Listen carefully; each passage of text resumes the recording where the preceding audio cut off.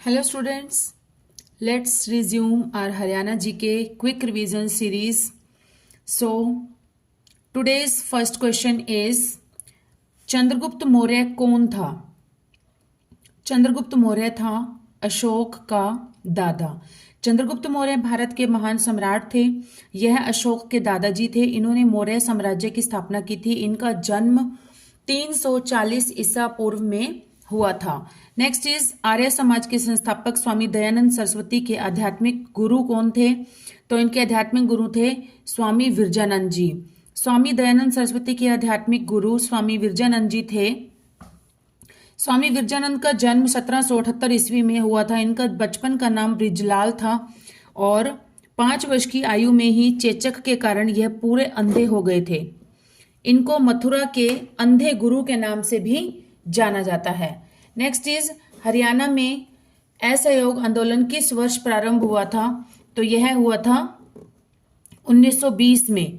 असहयोग आंदोलन महात्मा गांधी और भारतीय राष्ट्रीय कांग्रेस के नेतृत्व में चलाया गया था और यह आंदोलन सितंबर 1920 से फरवरी 1922 के बीच चलाया गया था, जिसने भारतीय स्वतंत्रता आंदोलन में जागृति प्रदान की थी। नेक्स्ट, निम्नलिखित में से कौन सा स्थान हड़प्पा संस्कृति का स्थल नहीं है? तो यह है फरीदाबाद। फरीदाबाद जो है ये हड़प्पा संस्कृति का स्थल नहीं है।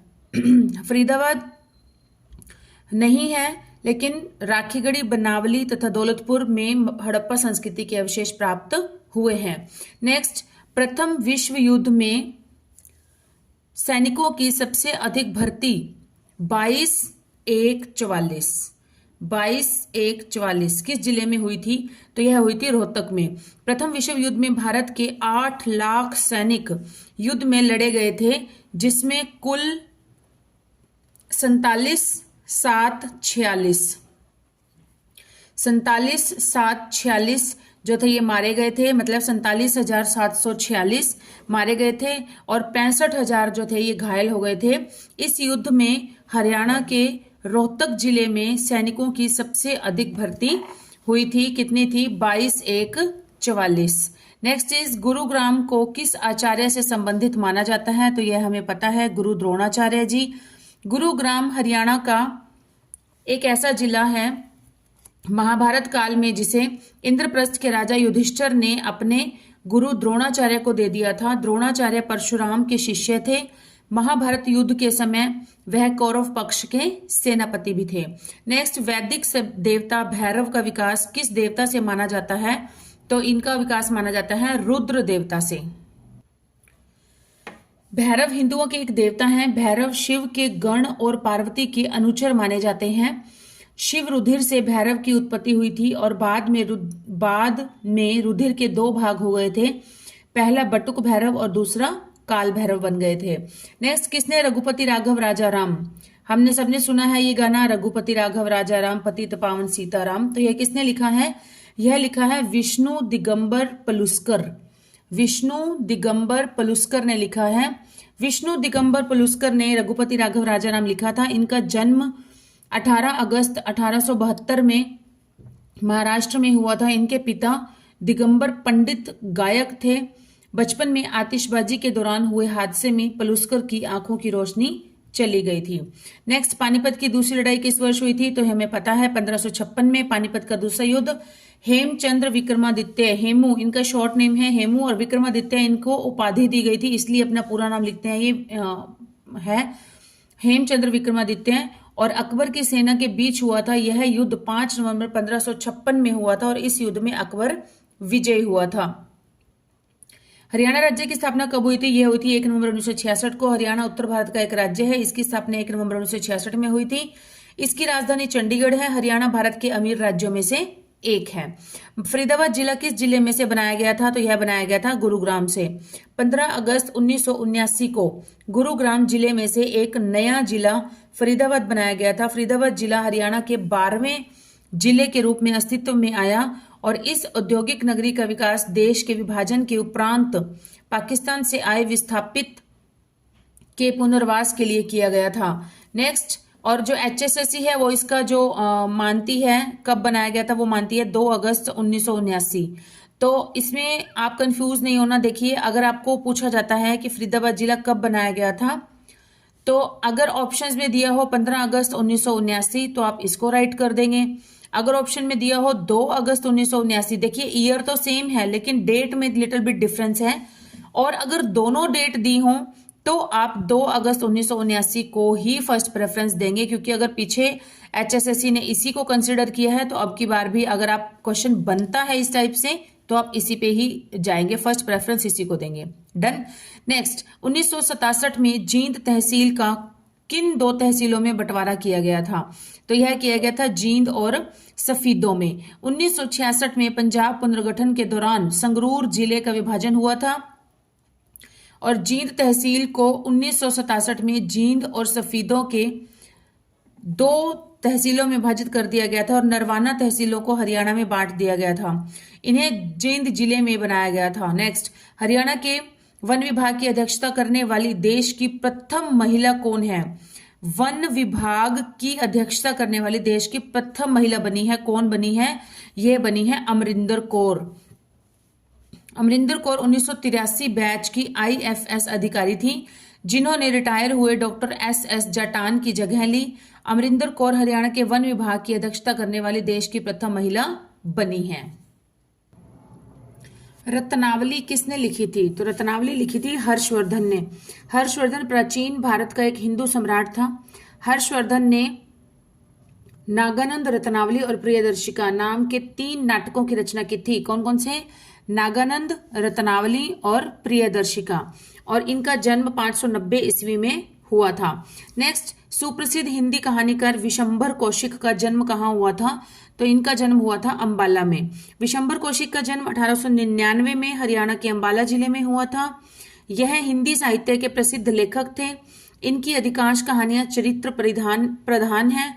इनका प्रथम संग्रह है रक्षा बंधन, जिसे 1913 में प्रकाशित किया गया था।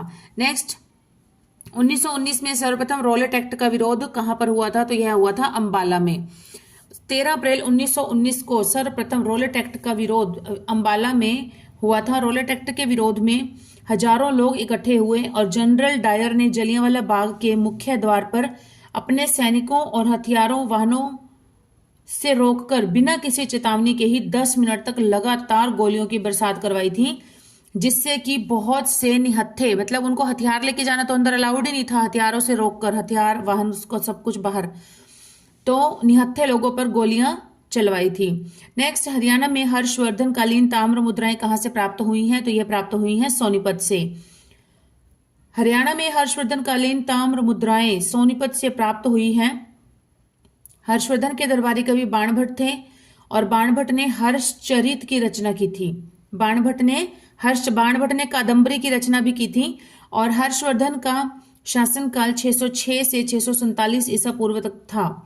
नेक्स्ट, चीनी यात्री ह्वेनसांग किस सम्राट के शासनकाल में हरियाणा आया था? तो यह आया था हर्षवर्धन के शासनकाल में। चीनी यात्री ह्वेनसांग, हर्षवर्धन के शासनकाल में हरियाणा में आया था। राज्यवर्धन ने थानेसर के शासन प्रभाकर वर्धन का ज्येष्ठ पुत्र था और हर्षवर्धन ने अपनी पहले इसकी जो थी राजधानी वो थी थानेसर, और उसके बाद इसने अपनी राजधानी बनाई थी कन्नौज।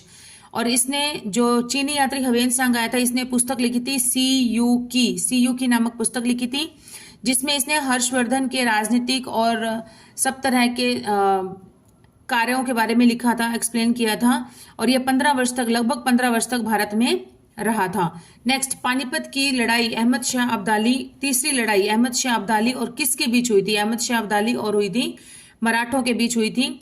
और पानीपत का तीसरा युद्ध अहमद शाह अब्दाली तथा मराठों का सेनापति कौन था? सदाशिवराव भाऊ, इनके बीच में हुई थी 14 जनवरी 1761 को वर्तमान पानीपत के मैदान में यह युद्ध लड़ा गया था, जो कि वर्तमान समय में कहां पर है? हरियाणा में है। और इस युद्ध में भील जाति जो थी उसके प्रमुख इब्राहिम खान मोदी ने मराठों का साथ दिया था। नेक्स्ट, बल्लभगढ़ का अंतिम राजा जिसने 1857 के स्वतंत्रता संग्राम में वीरता का परिचय दिया था, तो वह कौन था? नाहर सिंह बल्लभगढ़ का अंतिम राजा था। बल्लभगढ़ फरीदाबाद में पड़ता है और अब इसका नाम बदलकर बलरामगढ़ भी कर दिया गया है, जिसने 1857 के स्वतंत्रता संग्राम में वीरता का परिचय दिया और यह हरियाणा के स्वतंत्रता सेनानी थे।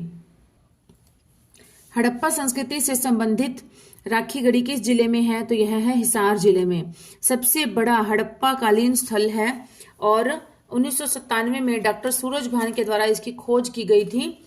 राखीगढ़ी प्राचीन समय में चोटांग नदी के किनारे बसा हुआ था। 5000 वर्ष पूर्व पुरानी वस्तुओं एवं भारतीय पुरातत्व विभाग ने राखीगढ़ी से बरामद की। यहाँ पर गेहूं, चावल, जौ के साक्ष्य मिले हैं और चित्रित मृद भांड होते हैं मिट्टी के भांड, मतलब मिट्टी के बर्तन, और चित्रित मतलब उन पर कुछ ना कुछ चित्रकारी की गई है। इस तरह के उनको बर्तनों के साक्ष्य मिले हैं, मिट्टी के बर्तनों के। और नेक्स्ट चीज, हरियाणा में 1857 की क्रांति का बीज कहां से शुरू हुआ था? तो यह हुआ था अंबाला छावनी। तो स्टूडेंट्स यहाँ पर क्वेश्चन है कि हरियाणा में कहां से शुरू हुआ था? तो यह हुआ था अंबाला छावनी में। और अगर भारत में कहां से शुरू हुआ था? तो यह हुआ था यूपी में मेरठ से। सेम ही डेट को हुआ था लेकिन कुछ घंटे पहले यहां पर हो गया था। तो अगर भारत में पूछा जाता है तो आप बताएंगे मेरठ में, और अगर हरियाणा में पूछा जाता है तो है अंबाला छावनी से। नेक्स्ट, हरियाणा में 1857 की क्रांति का बीज अंबाला छावनी से शुरू हुआ था। 1857 के प्रथम स्वतंत्रता आंदोलन में हरियाणा भर में 3467 लोगों की मौत अंग्रेजों से जुल्म करने से हुई थी और 115 गांव जो थे वो उन्होंने जला दिए थे। नेक्स्ट इज हड़प्पा सभ्यता स्थल बनावली को फतेहाबाद हरियाणा से खुदाई किसके द्वारा की गई थी? तो यहां पर इसने की थी R.S. बिष्ट। हड़प्पा सभ्यता स्थल बनावली की फतेहाबाद हरियाणा से खुदाई में R.S. बिष्ट ने 1974 में खुदाई में निकाला, और जिससे सबसे पहले 1933 से 34 में H.L. श्रीवास्तव द्वारा सरस्वती नदी के दक्षिणी किनारे पर स्थित यह पुल की खुदाई की थी। नेक्स्ट इज, औरंगजेब के शासनकाल के दौरान 1669 में धार्मिक नीति के विरोध में निम्न में से कौन सा विद्रोह हुआ था? धार्मिक नीति के विद्रोह में तो यह हुआ था जाट विद्रोह। औरंगजेब के शासनकाल के दौरान 1669 में धार्मिक नीति के विरोध में जाट विद्रोह हुआ था। 1669 में तिलपत का प्रथम युद्ध हुआ था, गोकुला जाट तथा औरंगजेब के बीच हुआ था। इसमें गोकुला जाट जो था वो पराजित हो गया था, हार गया था। नेक्स्ट चीज, मोहम्मद गजनवी ने थानेसर पर कब आक्रमण किया? तो ये किया था 1014 में। 1014 में मोहम्मद गजनवी ने थानेसर पर आक्रमण किया था। यह यामिनी वंश के शासक का पुत्र था और 1971 ईस्वी में इसका जन्म हुआ था। सॉरी, ये मिक्स हो गया मेरे से। 1900 स्टूडेंट्स, ये है 971 ईस्वी में इसका जन्म हुआ था और 998 ईस्वी में गजनवी राजा बने थे। तब इनकी आयु थी केवल 27 वर्ष की आयु थी। निम्न में से हरियाणा के किस नगर पर तैमूर ने 1398 में आक्रमण किया था? तो यह किया था तैमूर ने इन सभी पर ही किया था। सिरसा पे भी किया था, फतेहाबाद पे भी किया था और हिसार पे भी किया था। इन सभी पर ही तैमूर ने आक्रमण किया था। चीनी यात्री ह्वेनसांग किस सम्राट के समय आया था? तो हमने अभी अभी पढ़ा पीछे, हर्षवर्धन के समय आया था। चीनी यात्री ह्वेनसांग राजा हर्षवर्धन के समय हरियाणा क्षेत्र में आया था। ह्वेनसांग एक दार्शनिक था, घुमक्कड़ था और अनुवादक था। इसका जन्म 602 ईस्वी में चीन के लोयंग स्थान पर हुआ था और 6 अप्रैल 609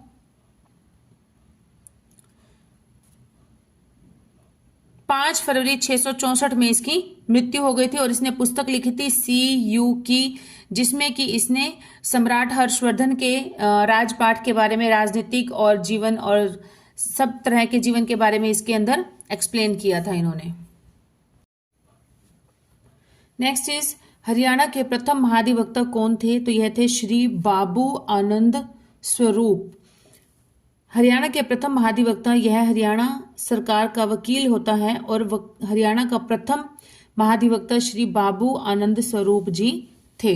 नेक्स्ट इज, तरावड़ी में लड़े गए प्रथम युद्ध में किसकी विजय हुई थी? तरावड़ी में, तराइन में जो युद्ध हुआ था उसमें हुई थी। पहला युद्ध हुआ था 1191 में, दूसरा हुआ था 1192 में। और पहले युद्ध में 1191 में तराइन का जो प्रथम युद्ध हुआ था यह हुआ था मोहम्मद गौरी और पृथ्वीराज चौहान के बीच हुआ था। तो इसमें मोहम्मद गौरी की हार हो गई थी और पृथ्वीराज चौहान की जीत हो गई थी। तरावड़ी में लड़े गए प्रथम युद्ध में पृथ्वीराज चौहान की विजय हुई। ये चौहान वंश के राजा थे।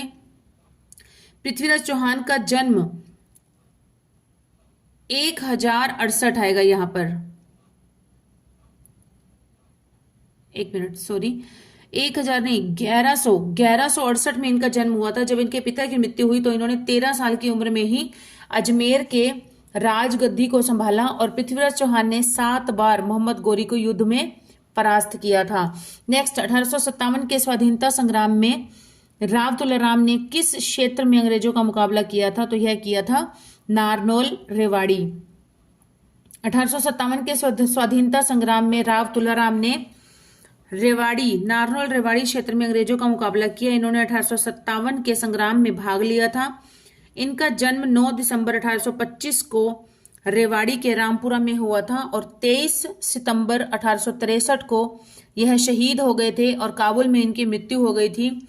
तो इनकी जो जिस दिन ये शहीद हुए थे 23 सितंबर को हरियाणा वीर एवं शहीदी दिवस के नाम से मनाया जाता है। नेक्स्ट, खिलाफत आंदोलन का हरियाणा में विरोध कैसे हुआ था? तो स्कूलों में पढ़ना छोड़कर, सरकारी स्कूलों में सरकारी पदक लौटाकर और खिलाफत कमेटी बनाकर, यह सभी करके ही उन्होंने 1919 से 1924 तक खिलाफत आंदोलन चला और खिलाफत आंदोलन का हरियाणा में विरोध, स्कूलों में पढ़ना छोड़कर सरकारी पदक, जिस व्यक्ति को भी कोई अच्छा काम करने पर सरकारी पदक अगर दिए गए थे, मेडल्स दिए गए थे, कुछ उपाधियां दी गई थी, तो उन्होंने भी वो अपने सरकारी जो पदक थे, उपाधियां थी, वो वापस लौटा दी थी। खिलाफत कमेटी बनाकर किया गया इस विरोध की खासियत यह थी कि इसमें तत्कालीन ब्रिटिश भारत के मुस्लिम समुदाय ने उपनिवेशवादियों के खिलाफ राष्ट्रीय स्तर पर एकजुट होकर आंदोलन किया था। नेक्स्ट इज, मोहम्मद गोरी ने पृथ्वीराज चौहान को निम्नलिखित में से किस स्थान पर हराया था? तो यह हराया था तराइन।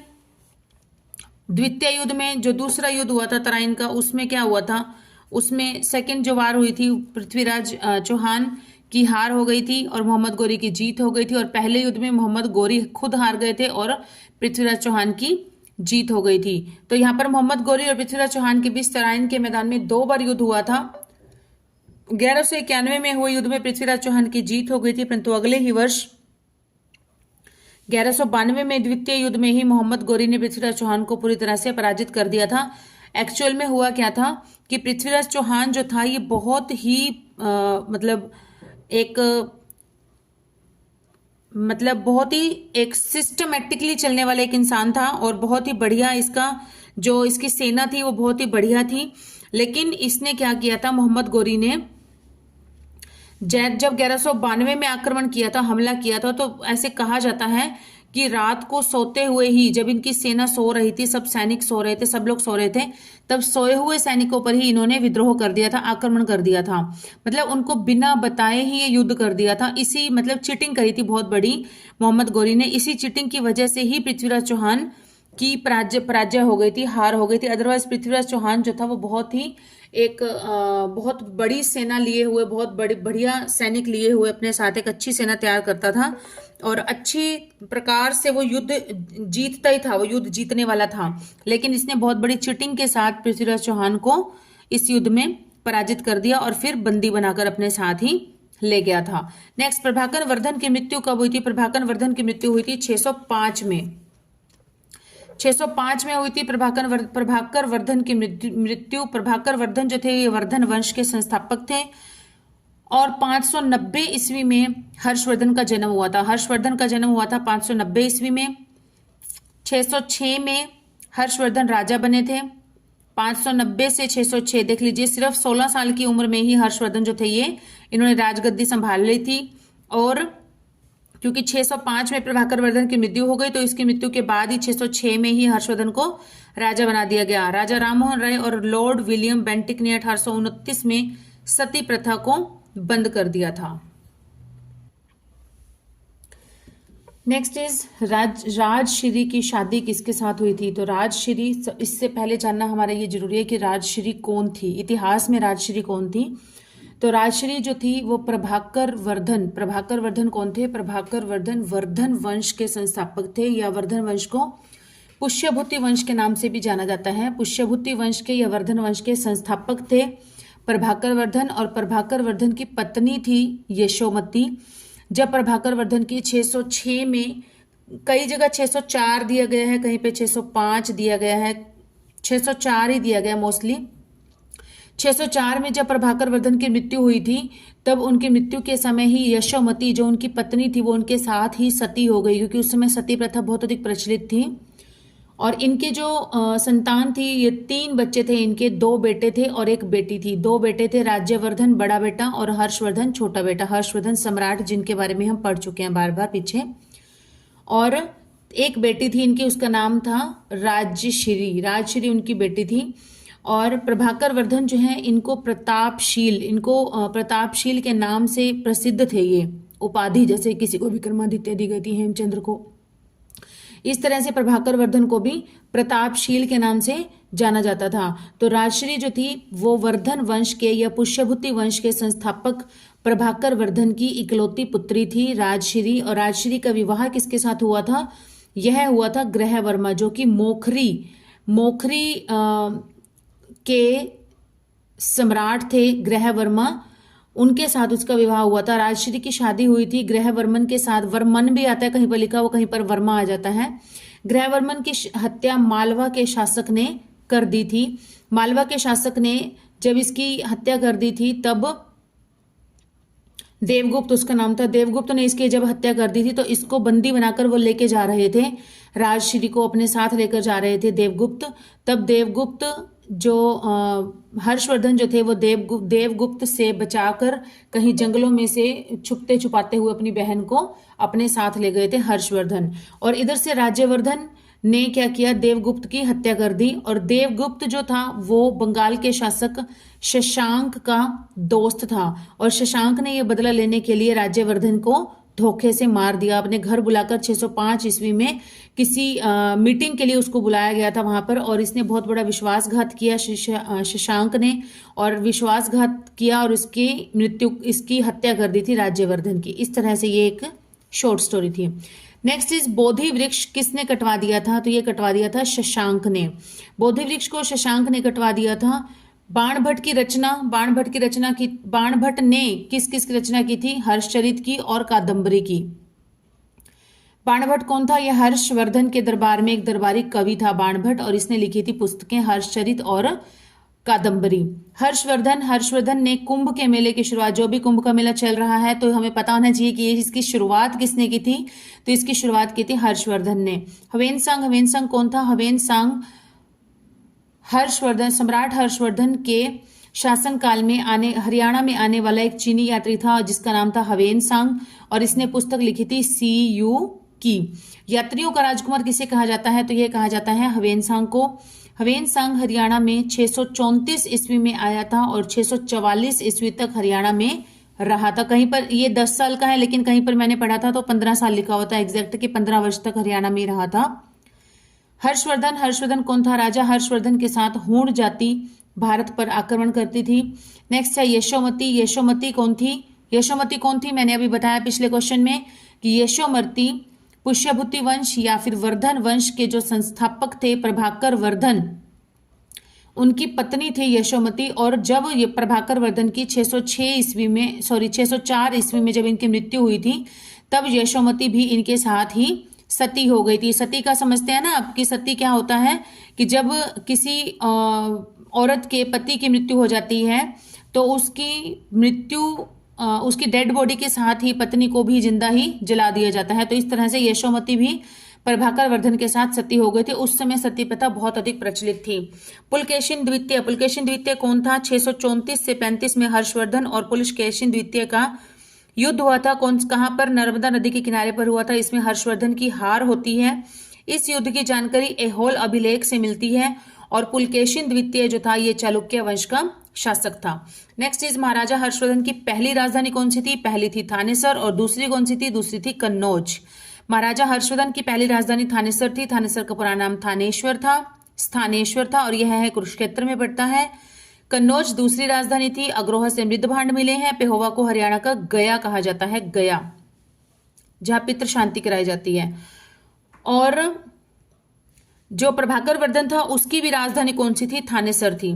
नेक्स्ट इज महाराजा हर्षवर्धन के बाद कौन सा वंश आया था? तो इसके बाद जो वंश आया था वह था गुर्जर प्रतिहार वंश। कौन सा वंश आया था? गुर्जर प्रतिहार वंश आया था। महाराजा हर्षवर्धन के बाद गुर्जर प्रतिहार वंश आया था। तोमर वंश के राजा कौन थे? तोमर वंश के संस्थापक थे अनंगपाल तोमर, जिन्होंने सूरज कुंड का निर्माण करवाया था। सूरज कुंड, सूरज झील, मयूर झील भी जिसे कहा जाता है। नेक्स्ट है गजनी वंश। महमूद गजनवी ने भारत पर, गजनी वंश के महमूद गजनवी ने भारत पर 17 बार आक्रमण किया था। बहुत ज्यादा लूट कर ले गया था ये भारत को। चौहान वंश 1139 ईस्वी में चौहान राजा अरुणोराज ने तोमर को हराया था। हर्षवर्धन की मृत्यु कब हुई थी? हर्षवर्धन की मृत्यु हुई थी 647 ईस्वी में इनकी मृत्यु हुई थी। हर्षवर्धन की मृत्यु हुई थी 647 में। और इनका जन्म कब हुआ था? इनका जन्म हुआ था 590 ईस्वी में। 590 ईस्वी में हर्षवर्धन का जन्म हुआ था और 604 ईस्वी में प्रभाकर वर्धन, इनके पिता की मृत्यु हो गई थी। इनके पिता की मृत्यु होने के बाद इनका बड़ा भाई जो था राज्यवर्धन, वो बैठा था राजगद्दी पर।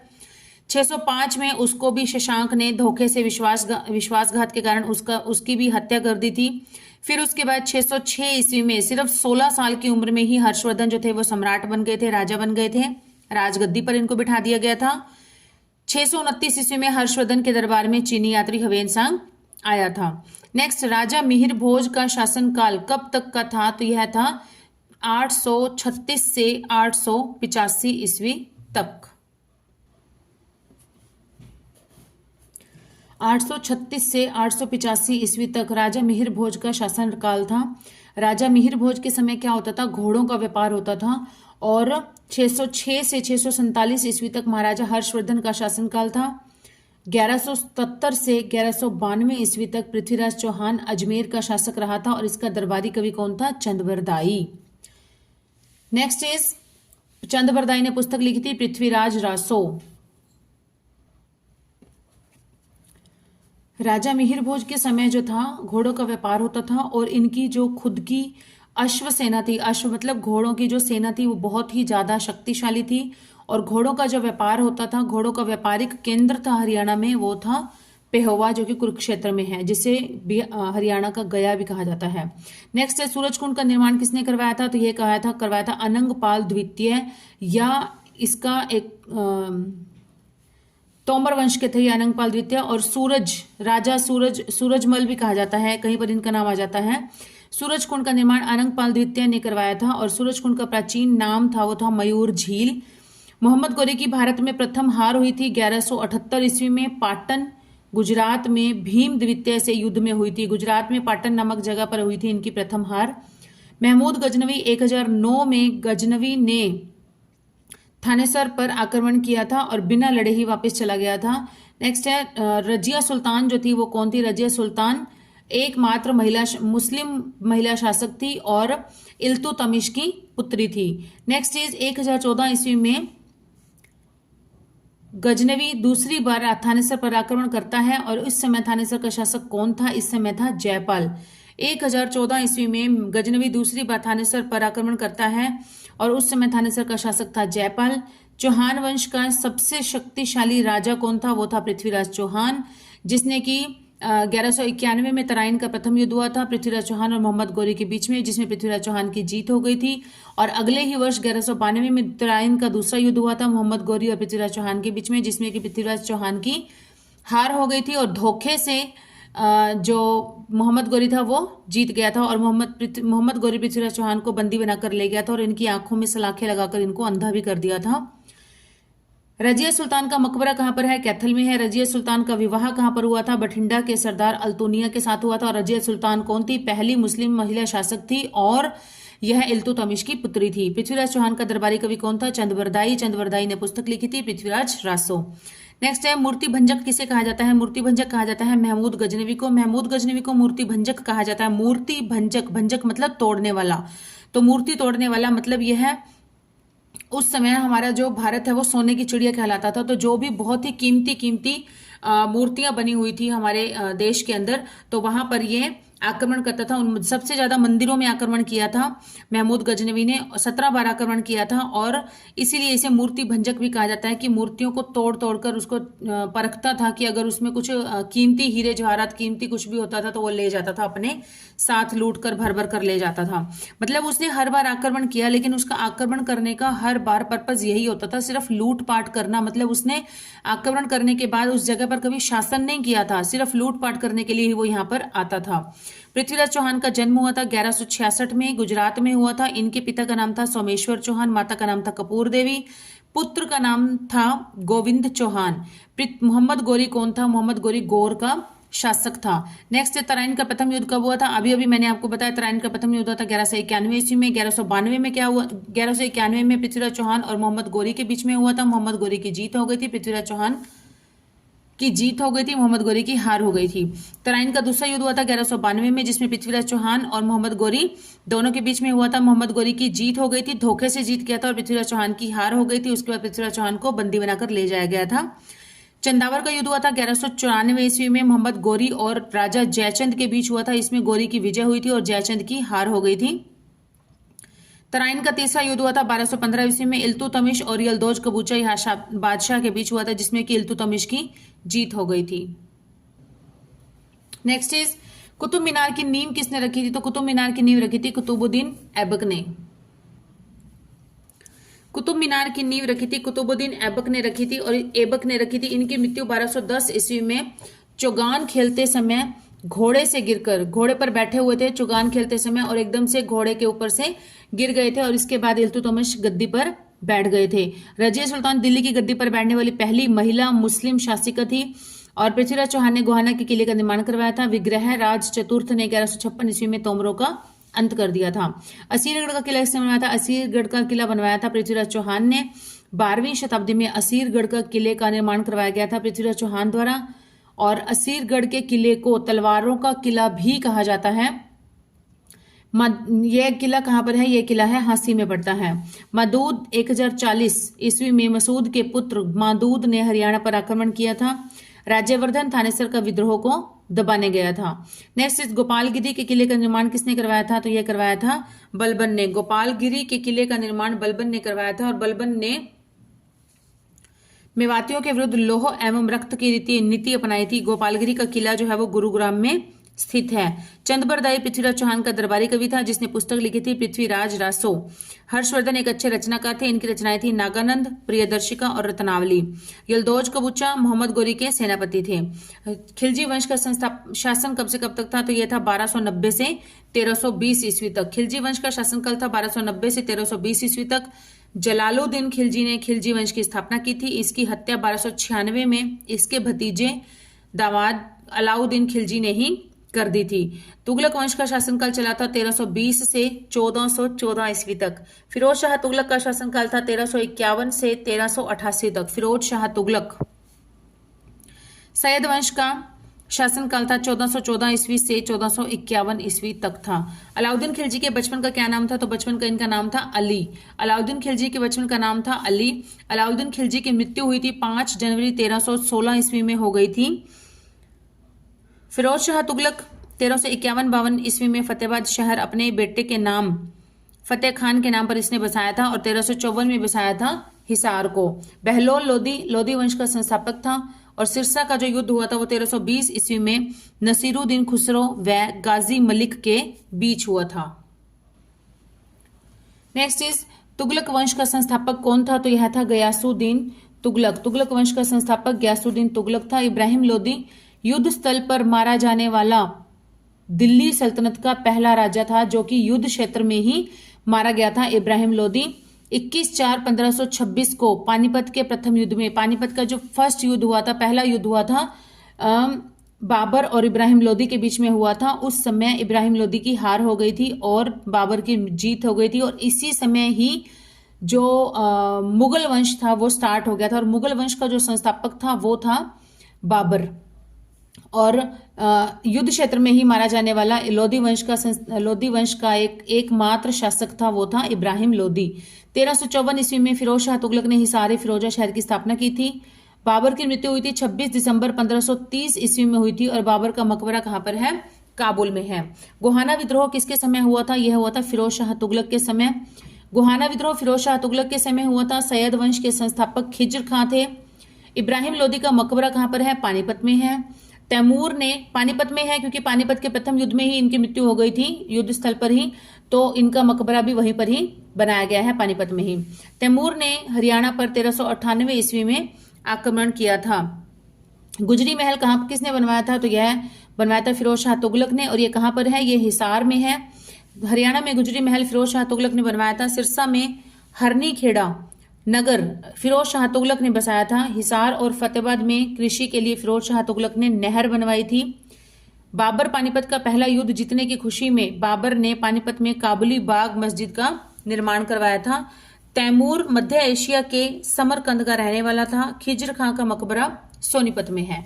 शहीद हसन खां मेवाती कॉलेज कहाँ पर है? तो यह है मेवात में। मेवात में स्थित है शहीद हसन खां मेवाती कॉलेज, मेवात में स्थित है।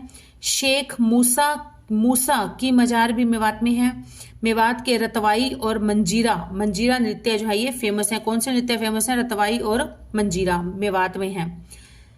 झज्जर में भिंडावस खप्परवस वन्यजीव अभ्यारण्य है। काजी की मस्जिद दुजाना गांव झज्जर में पड़ती है। चौधरी काशीराम जी की हवेली पलवल में है। रक्षाबंधन का मेला पलवल में लगता है। चरखी दादरी और रोहतक दो ऐसे जिले हैं जिनकी सीमा किसी राज्य और केंद्र शासित प्रदेश के साथ नहीं लगती। ये जो चार बातें बताई गई है ना, एक तो राइट ऑप्शन की होगी, तीन जो रॉन्ग ऑप्शन होते हैं उनके बारे में एक एक दो पॉइंट बताए गए हैं यहाँ पर। नेक्स्ट है बाबर का जन्म कब हुआ था? बाबर का जन्म हुआ था किस दिन हुआ था? 14 फरवरी। 14 फरवरी को क्या मनाते हैं स्पेशली? 14 फरवरी 1483 को इनका जन्म हुआ था बाबर का। बाबर का जन्म 14 फरवरी 1483 को फरगना घाटी में हुआ था। इनके पिता थे उम्र शेख मिर्जा और माता का नाम था निगार खान। 20 मई 1421 को खिज्र खां की मृत्यु हो गई थी। और पानीपत का प्रथम युद्ध हुआ था 21 अप्रैल 1526 में इब्राहिम लोदी और बाबर के बीच में, जिसमें इब्राहिम लोदी की हार हो गई थी और बाबर की जीत हो गई थी। वहीं से ही बाबर का मुगल वंश की स्थापना हो गई थी और मुगल वंश का संस्थापक भी बाबर को ही माना जाता है। पानीपत का दूसरा युद्ध हुआ था 5 नवंबर 1556 को, जो कि अकबर और हेमू के बीच में, हेमचंद्र के बीच में हुआ था और इसको विक्रमादित्य की उपाधि दी गई थी। नेक्स्ट इज बाबर की मृत्यु के बाद शासक कौन बना था? बाबर की मृत्यु के बाद उनका बेटा बना था हुमायूं। बाबर की मृत्यु के बाद हुमायूं शासक बना था। हुमायूं का जन्म हुआ था 17 मार्च 1508 को काबुल अफगानिस्तान में हुआ था। और हुमायूं का बेटा था जलालुद्दीन मोहम्मद अकबर। अकबर था, अकबर का पूरा नाम था जलालुद्दीन मोहम्मद अकबर। फिरोज शाह तुगलक को नगर निर्माता और शहर निर्माता कहा जाता है। शेरशाह सूरी का शासनकाल 1540 से 1545 ईस्वी तक रहा था। बंदा बैरागी ने गुरु गोबिंद सिंह के बाद सिखों की सेना का नेतृत्व किया था। कोलकाता से पेशावर तक जीटी रोड का निर्माण किसने करवाया था? तो जीटी रोड का निर्माण करवाया था शेरशाह सूरी ने। शेरशाह सूरी ने कोलकाता से पेशावर तक जीटी रोड का निर्माण करवाया था। शेरशाह सूरी ने इब्राहिम सूरी का मकबरा नारनौल महेंद्रगढ़ में बनवाया था। अपने दादाजी की याद में बनवाया गया था। वीरभान ने 1543 ईस्वी में नारनौल में सतनामी पंथ की स्थापना की थी। अकबर का शासनकाल 1556 से 1605 ईस्वी तक था। संत सूरदास का जन्म सिही गांव फरीदाबाद में हुआ था। नेक्स्ट इज हरियाणा में 88 कोस मीनारों का निर्माण किसने करवाया था? तो यह करवाया था शेरशाह सूरी ने। हरियाणा में 88 हैं कोस मीनारों का निर्माण शेरशाह सूरी ने करवाया था। और 22 मई 1545 ईस्वी में क्लिंजर अभियान के दौरान शेर शाह सूरी की उक्का नामक अग्नि शस्त्र फटने से मृत्यु हो गई थी। इसका मकबरा सासाराम बिहार में है। हेमचंद्र को हेमू के नाम से भी जाना जाता है। हेमू रेवाड़ी का शासक था और अकबर का जन्म 15 अक्टूबर 1542 को हुआ था। संत सूरदास के गुरु आचार्य वल्लभाचार्य संत हरिदास थे। नेक्स्ट ये संत सूरदास किसके समकालीन थे? तो यह थे अकबर के। मुगल सम्राट अकबर के शासन के समय संत सूरदास थे। अकबर का पूरा नाम था जलालुद्दीन मोहम्मद अकबर रखा था। इसके बचपन का नाम था जलाल। शेर शाह सूरी सुर साम्राज्य का संस्थापक शेर शाह सूरी था और इसका जन्म 1472 ईस्वी में हुआ था। और हेमचंद्र 14वां विक्रमादित्य व अंतिम विक्रमादित्य था। हेमचंद्र जो था वो 14वां विक्रमादित्य था और अंतिम विक्रम इसमें इसके बाद नहीं था। हुमायूं की मृत्यु हुई थी 1556 ईस्वी में हुई थी। करनाल का युद्ध कब हुआ था? तो यह हुआ था 1739 ईस्वी में। करनाल का युद्ध 1739 ईस्वी में मोहम्मद शाह रंगीला और नादिर शाह के बीच हुआ था। इस युद्ध में रंगीला की मृत्यु हार हो गई थी और नादिर शाह की जीत हो गई थी। 1775 ईस्वी में सिखों का विद्रोह हुआ था। सिखों ने साल में मराठों के विरुद्ध विद्रोह किया था। 14 जनवरी 1761 में पानीपत का तीसरा युद्ध मराठा और अहमद शाह अब्दाली के बीच काला अम्ब नामक स्थान पर हुआ था। जॉर्ज थॉमस भारत में व्यापार करने के लिए 1782 ईस्वी में मद्रास पहुंचा। और जॉर्ज थॉमस कौन था? जॉर्ज थॉमस आयरलैंड का निवासी था, जिसने कि जहाज कोठी नामक अपनी जो जगह बनाई थी उसको जहाज कोठी के नाम से जाना जाता है। और ये कहाँ पड़ती है? हाँसी में पड़ती है। हाँसी में जहाजगढ़ भी कहा जाता है, जहाज का किला भी कहा जाता है इसे। स्टूडेंट्स, आज की हमारी क्लास हम यहीं पर ही स्टॉप करते हैं। जल्दी ही मिलेंगे नेक्स्ट वीडियो में न्यू क्वेश्चंस लेकर। और सुनने में आ रहा है न्यूज़ के अकॉर्डिंग कि अप्रैल में पेपर हो सकता है, क्योंकि बच्चों के जो एग्जाम्स चल रहे हैं मार्च में आई थिंक फ्री हो जाएंगे, तो उसके बाद अप्रैल में एग्जाम हो सकता है। तो कभी भी एग्जाम हो तो आप अपनी तैयारी खींच दीजिए, बिल्कुल बहुत ही स्ट्रिक्ट होकर अपनी स्टडी को ध्यान दीजिए। और मेरी वीडियोस को ज़्यादा से ज़्यादा सपोर्ट कीजिए, please please support my channel. And मेरे पास बहुत मटेरियल है ताकि मैं मोटिवेटेड होकर ज़्यादा से ज़्यादा मटेरियल को आप तक पहुंचा सकूं, मटेरियल को डिलीवर कर सकूं, अपनी नॉलेज को। और ठीक है स्टूडेंट्स, मिलते हैं नेक्स्ट वीडियो में। Till then keep studying and keep hard working and please please please do support this channel. Okay, bye students.